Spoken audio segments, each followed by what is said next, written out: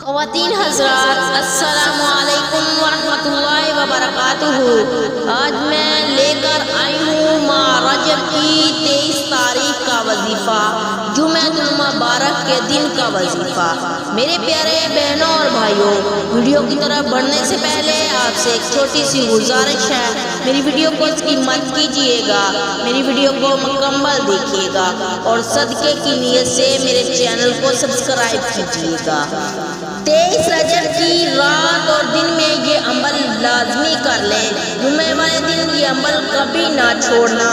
بے شک اللہ ہر چیز پر قادر ہے، جو چاہتا ہے کر سکتا ہے۔ رجب کے مہینے میں دوشی پڑھنا ہمارے آقا صلی اللہ علیہ وسلم کے ارشاد کا مفہوم ہے۔ میں نے معراج کی رات پانی کی ایک نہر دیکھی، جس کا پانی شہد سے زیادہ میٹھا، برف سے زیادہ ٹھنڈا اور کستوری سے زیادہ خوشبو والا تھا۔ میں نے جبرائیل علیہ السلام سے پوچھا، اے جبرائیل علیہ السلام، یہ نہر کس کے لیے ہے؟ عرض کیا، یہ اس خوش نصیب کے لیے ہے جو رجب کے مہینے میں حضور اکرم صلی اللہ علیہ وسلم کی ذات پر درود شریف پڑھتا ہے۔ رسول صلی اللہ علیہ وسلم نے فرمایا، جب تم ایسے ہو جاؤ کہ تمہارا غم بڑھ جائے اور تم ان غموں کو ختم کرنا چاہتے ہو تو مجھ پر درود پڑھو، یہ تمہارے غموں کو ختم کرنے کے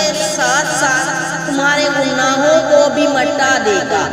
اور آپ صلی اللہ علیہ وسلم نے یہ بھی فرمایا، جس نے میری ایک حدیث کو سنا اور دوسروں تک پہنچایا، قیامت کے روز اس کے لیے میری شفاعت واجب ہو جائے گی۔